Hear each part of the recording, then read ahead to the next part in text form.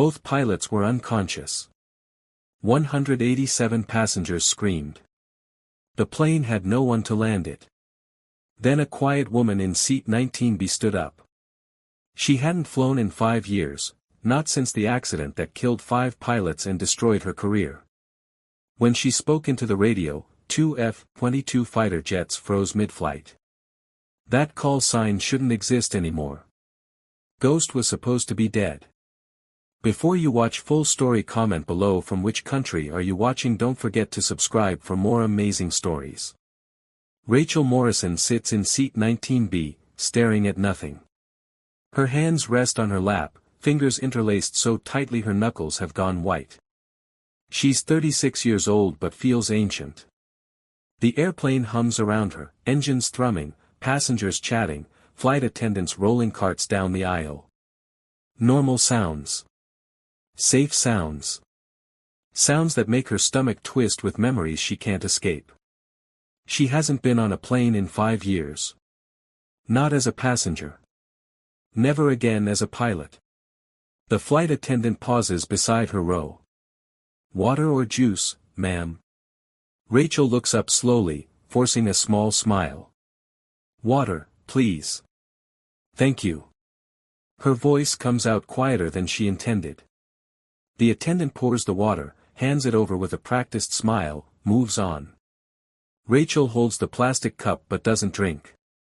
She just stares at the ripples on the surface, watching them settle, wishing her life could do the same. 5 years ago, she was Captain Rachel "Ghost" Morrison. The name meant something then. It meant respect.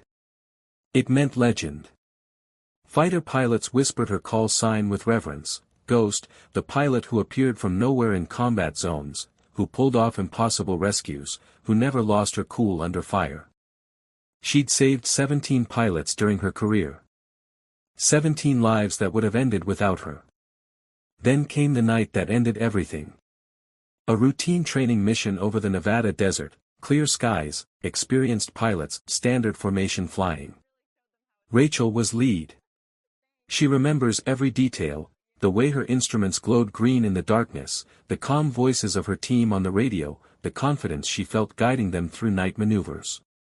Then her navigation computer started feeding her false data. Altitude readings that didn't match reality, positions that placed aircraft where they weren't. She made split-second calls based on information she trusted, information that was lying to her. She ordered formations, altitude changes, tactical movements. And 3 jets collided in the darkness. The explosions lit up the desert like daybreak. 5 pilots died instantly. Rachel survived. Her aircraft was untouched. She landed safely, climbed out of her cockpit, and her world shattered the moment her boots hit the tarmac. The investigation moved fast. Too fast. Media descended like vultures. Headlines screamed her name, "Ghost pilot's fatal mistake." 5 dead in training disaster. Air Force captain's deadly error. Investigators focused on her decisions, not her data. They stripped her of her wings, revoked her license permanently, discharged her with a mark on her record that would follow her forever. Nobody listened when she tried to explain about the computer failures. Nobody cared that the data was corrupt. She was the pilot in command. She survived. Everyone else died. That made her guilty in every way that mattered. So Rachel disappeared. She moved to a small town in Montana where nobody knew her face or her name. She took a job at a hardware store, stocking shelves, helping customers find screws and paint. Simple work, quiet work, work that kept her eyes on the ground instead of the sky. She stopped watching planes fly overhead. She stopped reading aviation news. She stopped dreaming about the clouds. The sky had been her first love, her greatest passion, the place where she felt most alive. Now it was just a reminder of everything she'd destroyed.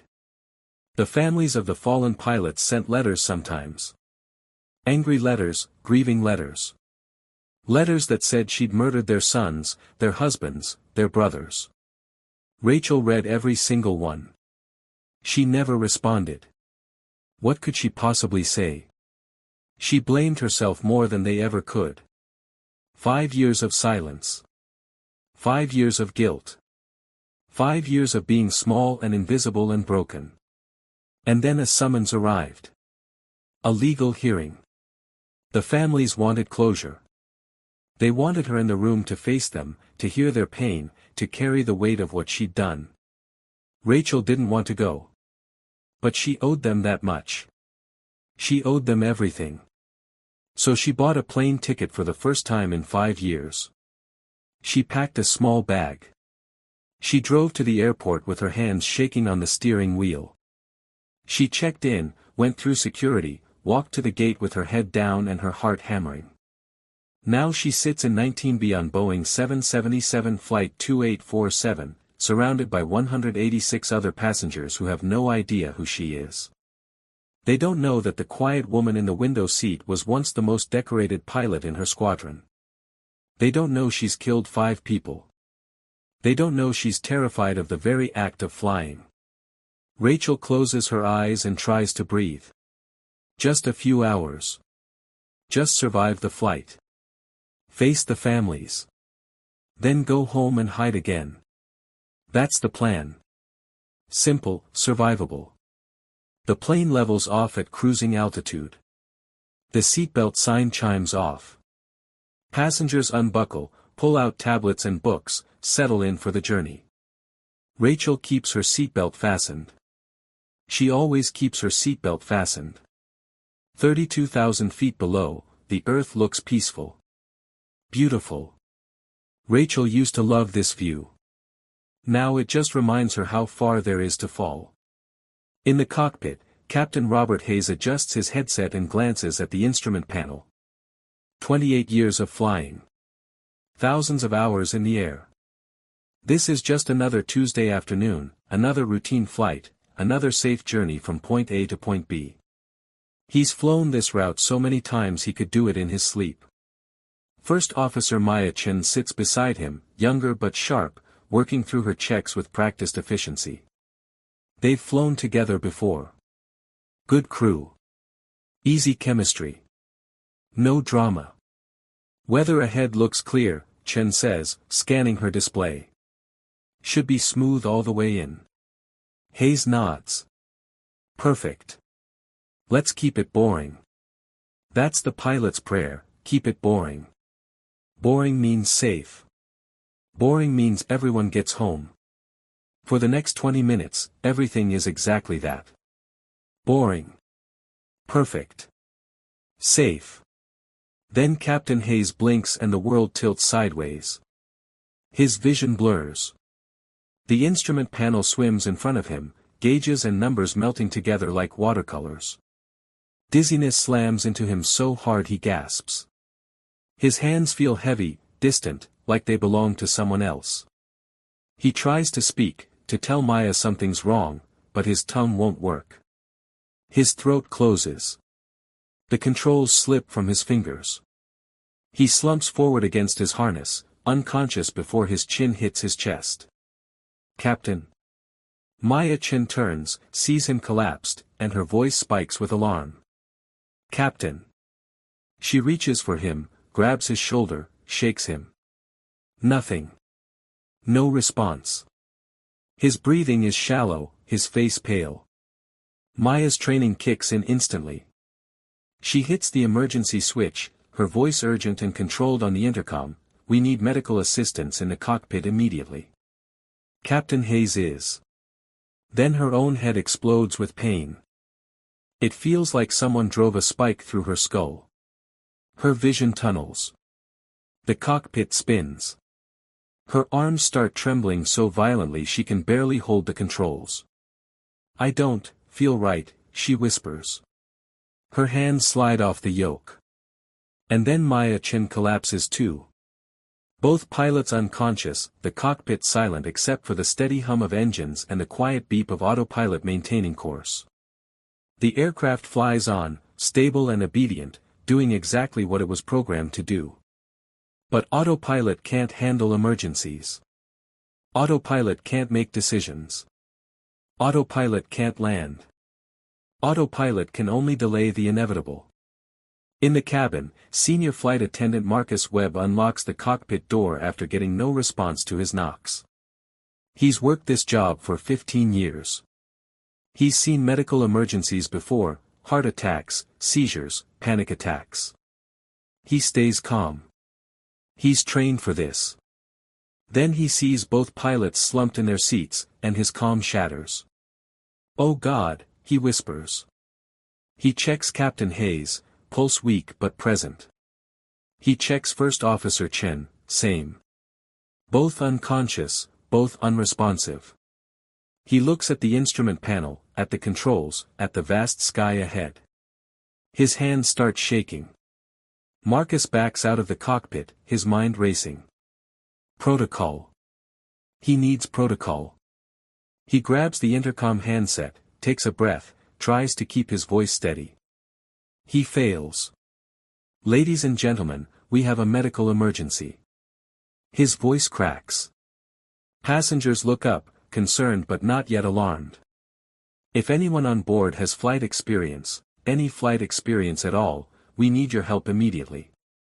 Please identify yourself to a crew member right now." The cabin erupts. Someone screams.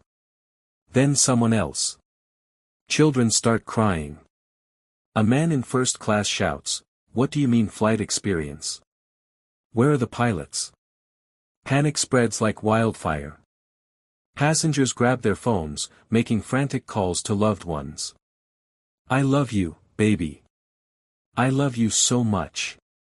Something's wrong with the plane." A woman clutches her daughter, rocking her, whispering prayers.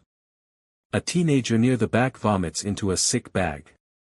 An elderly man holds his wife's hand, both of them crying silently. 187 people stare at death and watch it stare back. Marcus tries again, "Please. If anyone has pilot training, anyone, we need you now." Silence, sobbing, fear, but no one stands. No one moves.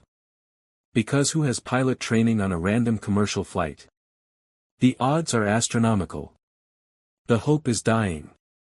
In seat 19B, Rachel Morrison hears everything. She hears the panic, the crying, the prayers. She hears Marcus's desperate plea echo through the cabin. She hears a small voice behind her, a child's voice trembling with terror, "Mommy, are we going to crash?" Rachel's heart hammers so hard she thinks it might break through her ribs. Her hands grip the armrests. Her breathing comes fast and shallow. She knows exactly what's happening in that cockpit. She knows what dual pilot incapacitation means. She knows the math, no pilots equals no landing equals death for everyone on board.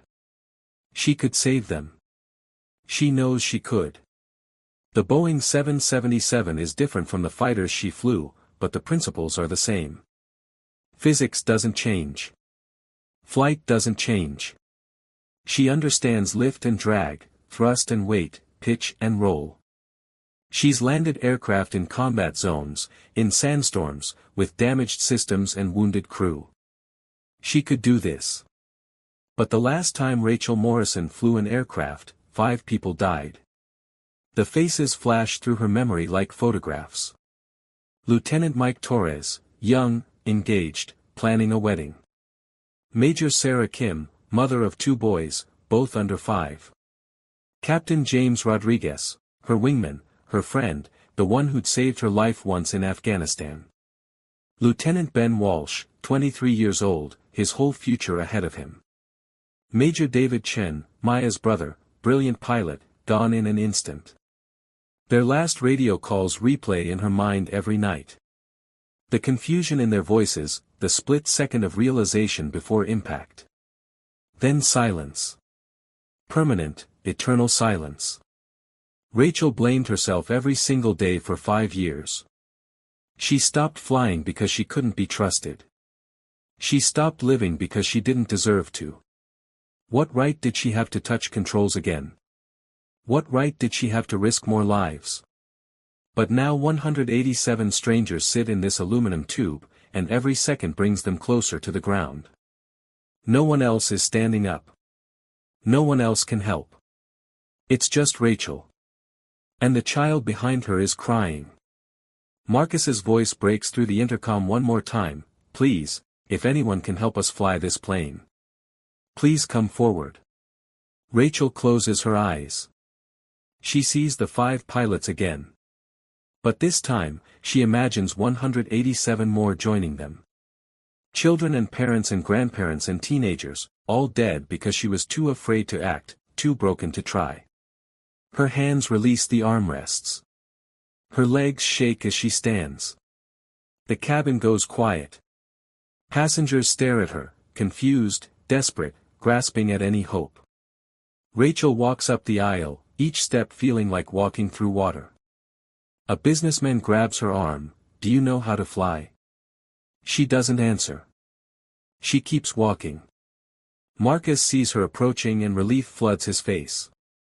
Ma'am, please, do you have flight experience? I need to get to the cockpit, Rachel says quietly. Ma'am, I need to know if you... Now. Something in her voice, some echo of command, some ghost of the pilot she used to be, makes Marcus step aside. He unlocks the cockpit door. Rachel steps inside. Both pilots are exactly as she feared, unconscious, pale, breathing but unreachable. Some kind of poisoning, maybe DOT or hypoxia, carbon monoxide. It doesn't matter. What matters is the aircraft. The instruments, the controls. Rachel's hands move before her mind catches up. She scans the panel, altitude 32,000 feet, speed 485 knots, autopilot engaged, fuel showing 85 minutes. Engines normal. No warning lights.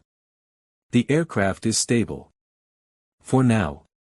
She slides into the captain's seat, adjusts it for her height, straps in. Her hands touch the yoke and muscle memory awakens. The weight feels right. Familiar, like coming home after a long exile. Rachel reaches for the radio, and her hand hovers over the transmit button. Once she speaks, there's no going back. Once she uses her call sign, everyone will know. The Air Force will know. The media will know.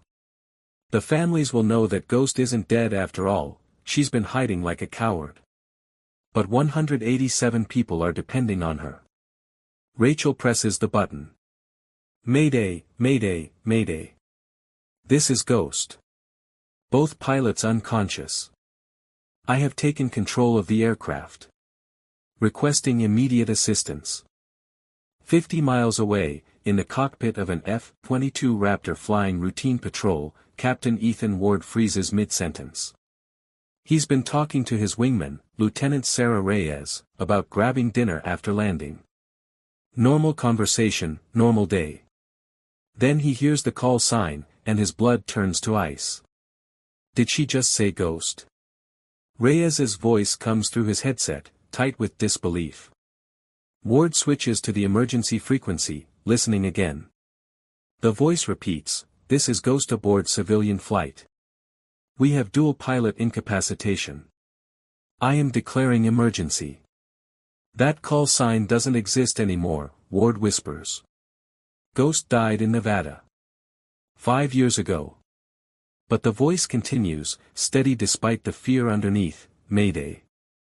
This is Rachel Morrison, former Air Force captain, call sign Ghost. I know I'm not supposed to use military channels, but there are 187 lives on this plane. Do you copy? Ward's heart pounds so hard he can hear it in his helmet. Rachel Morrison. The pilot every cadet studied, the legend everyone admired, the fallen hero everyone mourned. She didn't die. She just disappeared. He keys his mic without hesitation. Ghost, this is Raptor lead. We copy your transmission. Confirm your position. A pause. Then, thank you, Raptor lead. Transmitting now. Ward looks at Reyes through his canopy, sees his own shock reflected in her eyes. Get command on the line, he says. And tell them the impossible just happened. Ghost is back. Inside the cockpit, Rachel's hands move across the instrument panel with methodical precision. She's cataloging everything: fuel state, hydraulic pressure, electrical systems, navigation data. The Boeing 777 is vastly different from the F-16s she flew, but aircraft speak a universal language. She just needs to remember how to listen. Behind her, Marcus Webb hovers in the doorway, his face pale. "Ma'am, are you actually a pilot?" "I was," Rachel says quietly, not looking away from the instruments. "Long time ago." "Can you land this plane?" Rachel's hands pause for just a moment. "I'm going to try." The radio crackles. "Ghost, this is Raptor lead. We're 40 miles out and closing fast. What's your aircraft type and current situation?" Rachel keys the mic. "Raptor lead, I'm in a Boeing 777-300. Both pilots collapsed approximately 6 minutes ago, unknown cause. Aircraft is stable on autopilot, altitude 32,000, fuel state approximately 80 minutes. I have no experience with commercial aircraft. I repeat, no experience with commercial jets." A different voice comes through, older, calmer, weighted with authority. "Ghost, this is Colonel Adrian Cole, Air Operations Command. We're establishing an emergency net for you right now. You're not alone up there." Rachel's breath catches. Colonel Cole. The senior investigating officer from the Nevada accident, the man whose report destroyed her career. The man she hasn't spoken to in 5 years. "Yes, sir," she manages. "Copy that. Ghost, I need you to give me a full systems check. Start with engines." Rachel focuses, pushing emotion aside, falling back into training. Engines 1 and 2 showing normal RPM and temperature. No warning lights. Hydraulics nominal, electrical systems normal. Navigation appears accurate. Autopilot maintaining heading and altitude. "Outstanding," Cole says, and there's something in his voice, not just professional courtesy, but genuine respect. "You're doing exactly right. Now I need you to access the flight management computer. Can you locate that?" Rachel scans the center console, finds the display. "Located. Good. We're going to route you to Sagewind Air Base, approximately 40 minutes from your current position. It's military, so the runway is long and wide. Best possible option for an emergency landing. Sagewind." Rachel knows that base. She trained there once, years ago, back when she thought she'd spend her whole career in the Air Force. Back when she believed her future was limitless. Captain Ward's voice cuts in, "Ghost, Raptor lead. We're visual now. Off your left wing." Rachel glances out the cockpit window and her chest tightens. 2 F-22 Raptors slide into formation beside her, sleek and powerful, their gray surfaces catching the afternoon sun. They're close enough that she can see the pilots in their cockpits. Ward rocks his wings slightly, a greeting, a sign of respect. "Good to see you, Raptor lead," Rachel says, and her voice almost breaks. She's not alone. She's not a passenger anymore. She's a pilot, and she has wingmen. "Ghost," Cole says carefully, "before we proceed with approach procedures, there's something I need to tell you. Something I should have told you 5 years ago." Rachel's hands tighten on the yoke. "Sir. After your discharge, I continued investigating the Nevada incident. I wasn't satisfied with the conclusions. I found discrepancies in the flight computer logs, data corruption that matched your testimony exactly. The navigation system fed you false information. The collision wasn't pilot error, Ghost. It was systems failure." Rachel can't breathe. The cockpit blurs. "Sir, are you saying?" "I'm saying the accident was not your fault," Cole interrupts, his voice firm and kind. "I built a case to reopen the investigation, to clear your name. But by the time I had enough evidence, you were gone. I've been looking for you for 3 years." Tears stream down Rachel's face before she can stop them. 5 years of guilt. 5 years of believing she killed her friends. 5 years of carrying a weight that was never hers to carry. I didn't know, she whispers. I didn't know. You do now, Cole says gently. And when you land this aircraft, when you save these people, I will personally ensure your record is corrected. Your name will be cleared. Your rank will be restored. This I promise you, Captain Morrison. Rachel wipes her eyes with her sleeve, steadies her breathing, centers herself. 187 people are depending on her. She can fall apart later. Right now, she has to fly. Thank you, sir, she says. Ready to proceed. Copy that, Ghost. Raptor lead will guide you down. Follow his instructions exactly.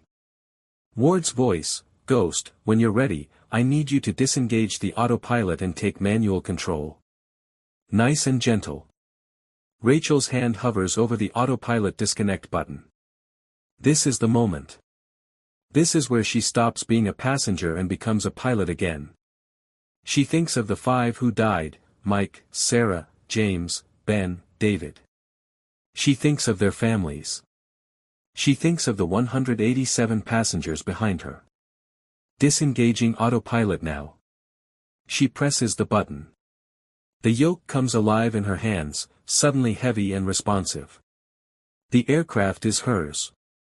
Every movement matters. Every decision counts. And for the first time in 5 years, Rachel Morrison is flying. Autopilot is off, she reports. I have control. Beautiful, Ward says. Now just hold your current heading and altitude. Feel the aircraft. Let her talk to you. Rachel does. She feels the weight of the massive jet, the resistance in the controls, the subtle movements as air flows over the wings. It's different from a fighter, heavier, slower, more deliberate. But the language is the same. She feels stable, Rachel says. That's because you're flying her perfectly. Now, in about 10 minutes, we're going to start a descent. I'll talk you through every step. Behind Rachel, Marcus has brought medical supplies to the cockpit. He and another flight attendant are checking Captain Hayes and First Officer Chen, trying to stabilize them. Still unconscious, Marcus reports. But breathing normally. Whatever hit them, I think they'll recover. Good, Rachel says. Tell the passengers we're in communication with the Air Force. We're going to land safely. Marcus nods and returns to the cabin.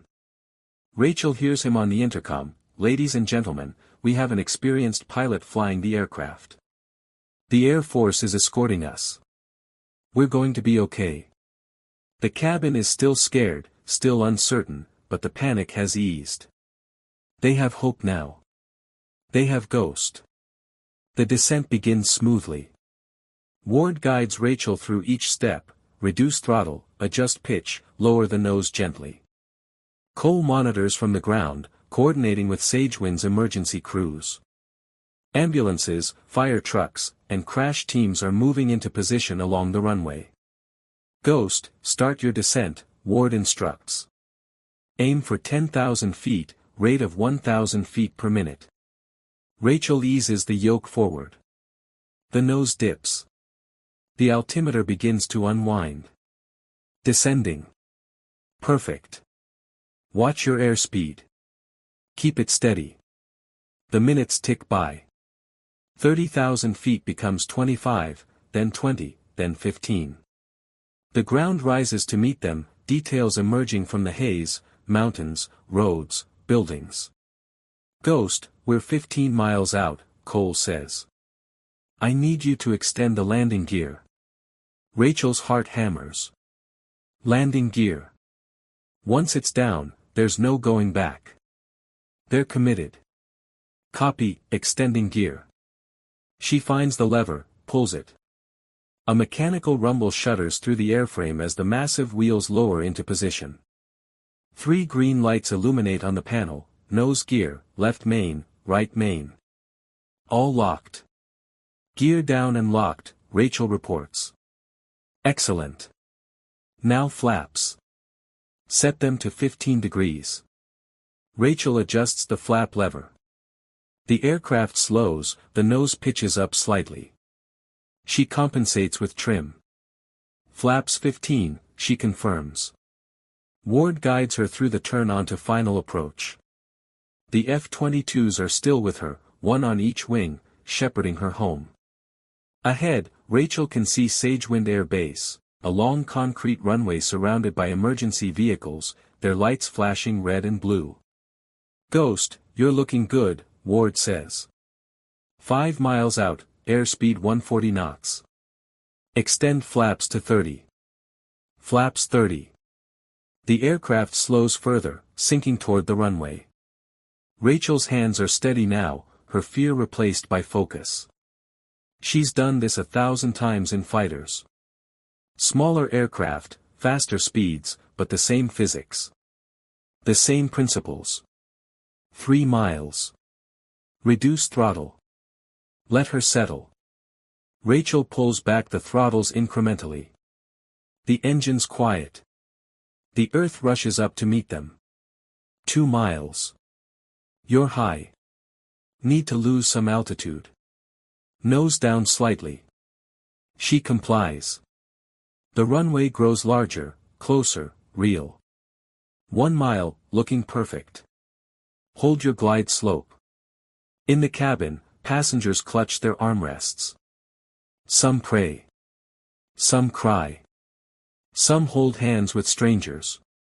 Marcus and the other flight attendants are strapped into jump seats, bracing for impact. Half mile, over the threshold in 10 seconds. Start your flare. Rachel eases back on the yoke, raising the nose, bleeding off speed, letting the massive jet settle toward the concrete. This is the hardest part, the moment where instinct and skill determine everything. Hold, easy, Ward coaches, his voice calm and steady. You've got this, Ghost. The main wheels kiss the runway with barely a bump. Rachel pulls back further, keeping the nose up, letting the aircraft slow naturally. The nose gear settles gently. They're down. Rachel deploys the thrust reversers, feeling the massive engines roar in reverse, dragging the aircraft to a stop. She touches the brakes lightly, evenly, bringing the 777 to a smooth, controlled stop halfway down the runway. For a moment, there's only silence. Then the cabin explodes with sound, cheers, sobs, prayers of thanksgiving. Passengers hug each other, crying and laughing simultaneously. Marcus unbuckles and rushes forward, his face streaming with tears. "You did it," he breathes. "You actually did it." Rachel sits in the captain's seat, her hands still on the controls, trying to process what just happened. She saved them. 187 people are alive because she stepped forward. Because she remembered who she used to be. Outside, emergency vehicles surround the aircraft. The cabin door opens. Paramedics rush aboard to treat Captain Hayes and First Officer Chen. Colonel Cole climbs the stairs, still wearing his uniform, his face serious. He enters the cockpit and looks at Rachel. For a long moment, neither of them speaks. Then he salutes her. "Captain Morrison," he says formally. "On behalf of the United States Air Force and everyone on this aircraft, thank you for your service." Rachel stands on shaking legs and returns the salute, tears streaming down her face. "It's good to be home, sir." Cole drops the salute and does something unexpected, he pulls her into a brief, fierce hug. "You never stopped being a pilot," he whispers. "You never stopped being a hero." Behind Rachel, Captain Hayes stirs on his stretcher. His eyes flutter open, confused and disoriented. He sees Rachel standing in the cockpit, sees Cole saluting, sees the Sagewind base outside the windows. "Who flew the plane?" he mumbles. Marcus leans down, smiling. "She did. The passenger from 19B. Hayes focuses on Rachel, and recognition dawns slowly in his eyes. "You're Rachel Morrison. Ghost. I know your story. I read about Nevada. His voice strengthens. You saved us. Rachel kneels beside his stretcher. How do you feel? Like I got hit by a truck. But alive. He reaches out weakly and grasps her hand. Thank you. First Officer Maya Chen wakes moments later, equally confused. When she hears what happened, she starts crying. My brother died in Nevada, she whispers. David Chen. He was your wingman. Rachel's heart stops. David's sister. Of all the aircraft, of all the flights, she ended up in the cockpit with David's sister. Maya, Rachel says, her voice breaking. I'm so sorry. I'm so sorry for what happened to David. Maya shakes her head weakly. I blamed you for so long. We all did. But if you hadn't been on this flight today.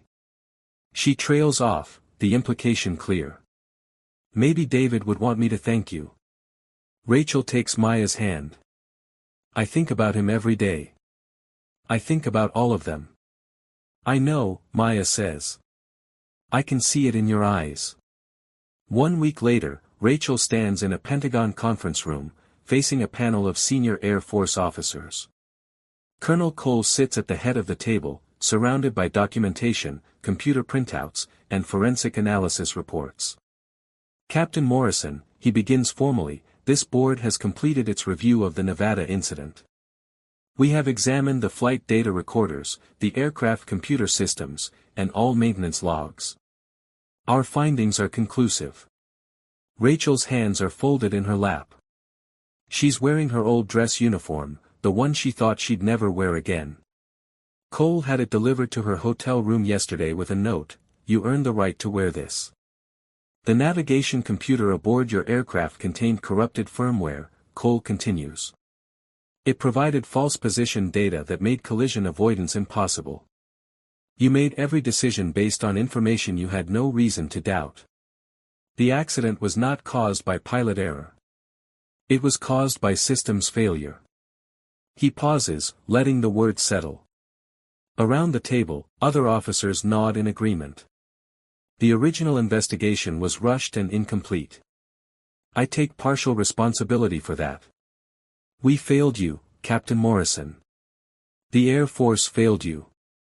And today, we're here to make that right. Cole stands, and every other officer at the table stands with him. By order of the Chief of Staff, your discharge is hereby overturned. Your rank of captain is restored. All disciplinary actions are removed from your record. Your flight status is reinstated. Captain Rachel Morrison, call sign Ghost, you are returned to active duty with full honors. Rachel tries to speak but can't. 5 years of shame, wiped away in a single moment. 5 years of guilt, lifted like a weight she didn't know she was carrying. Furthermore, Cole adds, the families of the fallen pilots have been informed of these findings. Several have asked to meet with you. Rachel's breath catches. They want to see me. They want to apologize. That afternoon, Rachel sits in a small conference room. One by one, the families enter.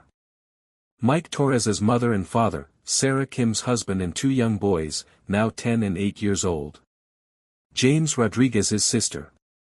Ben Walsh's parents, David Chen's mother and Maya, still recovering but insistent on being here. The meeting is quiet at first. Awkward, heavy with years of misdirected pain. Then Mike's mother speaks, her voice trembling, we blamed you because we didn't know where to put our grief. We needed someone to be responsible. We needed someone to be angry at. I understand, Rachel says softly. I blamed myself too. Sarah Kim's husband wipes his eyes. My boys grew up without their mother. For years, I told them it was your fault. I told them you were reckless. He looks at his sons, then back at Rachel. I was wrong. I'm sorry. James Rodriguez's sister reaches across the table and takes Rachel's hand. My brother used to talk about you all the time. He said you were the best pilot he'd ever flown with. He trusted you completely. I should have remembered that. They talk for an hour, sharing memories, sharing grief, sharing forgiveness. When David Chen's mother embraces Rachel and whispers, "Thank you for saving Maya," Rachel finally breaks down and sobs. These families lost everything. And somehow, they're giving her back her life. 2 days later, Rachel sits across from a general at Air Force Personnel Command. He slides a folder across the desk. "We're offering you full reinstatement," he says. "Your choice of assignment. Combat squadrons are requesting you. Test pilot school wants you. You could write your own ticket, Captain." Rachel opens the folder, scans the options. Fighter wings, experimental aircraft, overseas deployments. Everything she used to dream about. She closes the folder and looks up. "I want something different." The general raises an eyebrow. "Go on." "I want to return as a flight instructor. Here at Sagewind. I want to teach the next generation of pilots, not just how to fly, but how to face fear. How to come back from failure, how to save lives when everything goes wrong." The general studies her for a long moment, then smiles. "I think that's exactly where you belong." 6 months later, Rachel Morrison walks across the Sagewind tarmac wearing her flight suit, instructor patch on her shoulder, call sign, Ghost, embroidered over her heart. Her boots hit the concrete with confident strides. The morning sun warms her face. F-16s scream overhead during training runs. She's home. A group of young cadets waits by an aircraft, their faces bright with nervous excitement. First day of flight training, first day of everything. Rachel stops in front of them and smiles. "Good morning. My name is Captain Rachel Morrison. Call sign Ghost. I'm going to be your instructor for the next 6 months. Before we begin, I want to tell you something important." The cadets lean in, listening intently. "Flying is the most beautiful and most dangerous thing you'll ever do. You will make mistakes. You will fail. You will face moments when everything goes wrong and people are counting on you." She pauses, letting them absorb her words. "When that happens, you don't run. You don't hide. You don't give up. You remember your training, trust your instincts, and do whatever it takes to bring everyone home safely." A young woman in the front row raises her hand. "Captain Morrison, is it true you landed a civilian jet after both pilots collapsed?" Rachel nods. "It is. And it was the hardest thing I've ever done." "Were you scared?" "Terrified. But I did it anyway. That's what being a pilot means, doing what needs to be done, even when you're afraid. Especially when you're afraid." The cadets murmur among themselves, impressed and inspired. Rachel sees herself in their faces, young, eager, hungry to prove themselves. "All right," she says, clapping her hands once. "Let's get started. We've got a lot of work to do." As the cadets move toward the aircraft, Rachel hears footsteps behind her. She turns to see Captain Ethan Ward approaching, now wearing instructor insignia himself. He'd requested transfer to Sagewind 3 months ago. "Captain Morrison," he says with a slight smile. "Got a minute?" "Always, Ward." "What's up?" He pulls out his phone, shows her a photo of a young woman in a high school graduation gown, Air Force Academy acceptance letter in her hands.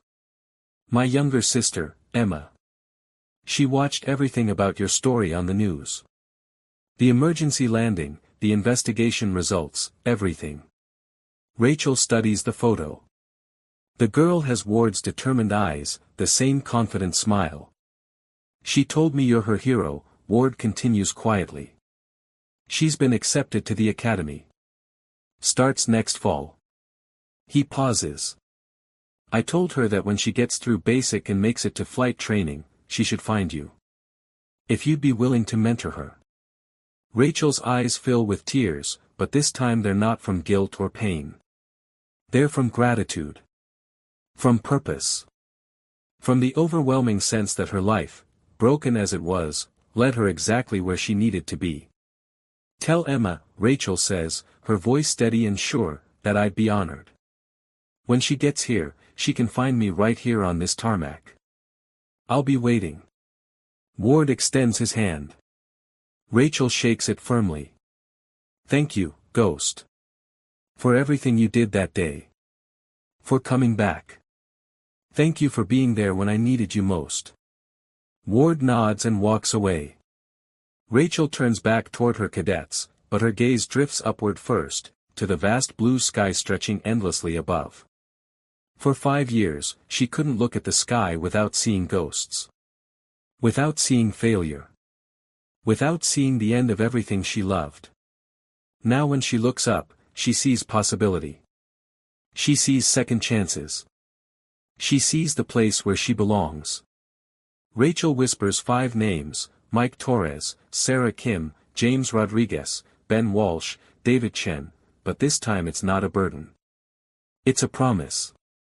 A vow that their deaths won't be meaningless. That she'll honor them by making sure the next generation is ready. By making sure future pilots know how to survive when systems fail and data lies and everything goes wrong. She'll teach them to be ghosts, appearing when needed most, saving lives others have given up on, completing missions that seem impossible. One of her cadets calls out, "Captain Morrison. We're ready." Rachel takes a deep breath, filling her lungs with the cool morning air. She feels the sun on her face, the solid ground beneath her boots, the weight of her flight suit, familiar and right and earned. "Coming," she calls back. As she walks toward the waiting aircraft, Rachel realizes something profound: her story was never about the fall. It was always about the rise. Not the crash, but the landing. Not the blame, but the redemption. That day at 32,000 feet hadn't just saved 187 passengers. It had saved her. 1 year later, the Aviation Safety Board releases its final report on Flight 2847. The findings reveal that contaminated air in the ventilation system caused both pilots to lose consciousness, a rare but documented phenomenon called fume event. Because of Rachel's emergency landing, new protocols are implemented across all commercial airlines. Cockpit air quality monitors become mandatory. Backup oxygen systems are upgraded. Training for flight attendants includes procedures for finding qualified passengers in emergencies. Flight 2847 becomes a case study in aviation schools worldwide, the day a disgraced pilot became a hero, the day 187 people survived the impossible, the day Ghost returned from the dead. Captain Robert Hayes makes a full recovery and returns to flying. He and Rachel become friends, occasionally meeting for coffee to talk about that day. First Officer Maya Chen also recovers and continues her career. She names her daughter Rachel Sarah Chen, Rachel for the woman who saved her life, Sarah for the aunt she never met. The families of the Nevada pilots establish a scholarship fund in their loved ones' names. Rachel serves on the board, helping select recipients, young pilots who show not just skill, but resilience. The ability to face failure and rise again. Emma Ward enters the Air Force Academy and excels. True to his word, Captain Ward brings her to meet Rachel during her first summer break. Rachel takes Emma up for her first training flight in an F-16. As they climb through the clouds together, Emma asks, "Captain Morrison, were you really scared when you landed that 777? Rachel smiles, remembering. Terrified. But fear doesn't mean you can't fly. Sometimes fear means you're doing exactly what you need to do. How do you know the difference? You ask yourself, am I running away from something, or am I flying towards something greater than myself? Emma considers this as they level off at altitude, the world spread out below them like a promise. I want to be like you someday, she says. No, Rachel replies gently. Be better than me. Learn from my mistakes. Build on what I've taught you. Then teach the ones who come after you. That's how we honor the ones we've lost. That's how we save the ones still flying. They complete the training flight flawlessly. When they land, Emma's eyes are bright with joy and determination. Rachel sees her younger self in that expression, before the accident, before the guilt, before the fall. But she also sees something she never had, a mentor who knows the cost of failure and the power of second chances. That night, Rachel stands alone on the Sagewind tarmac as the sun sets. The sky turns orange and pink and purple, painting the clouds with colors that take her breath away. She thinks about all the paths her life could have taken. All the ways she could have stayed hidden, stayed broken, stayed lost. But she didn't. When the call came at 32,000 feet, when panic filled the cabin and death seemed certain, she stood up. She walked forward. She remembered who she was beneath the guilt and shame. She remembered she was Ghost. Not because she was perfect. Not because she never failed. But because when it mattered most, when lives depended on her, she showed up. Rachel closes her eyes and feels the evening breeze on her face.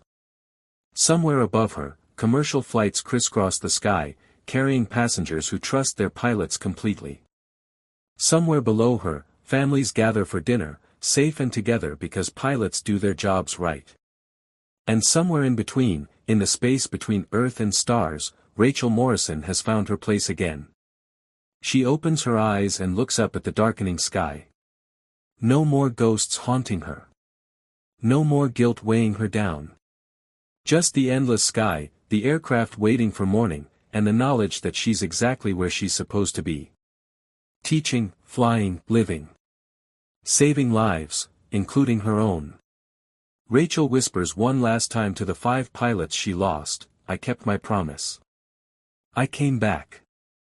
I'm making sure it never happens again. Then she turns and walks back toward the base, her shadow long in the fading light, her heart finally at peace.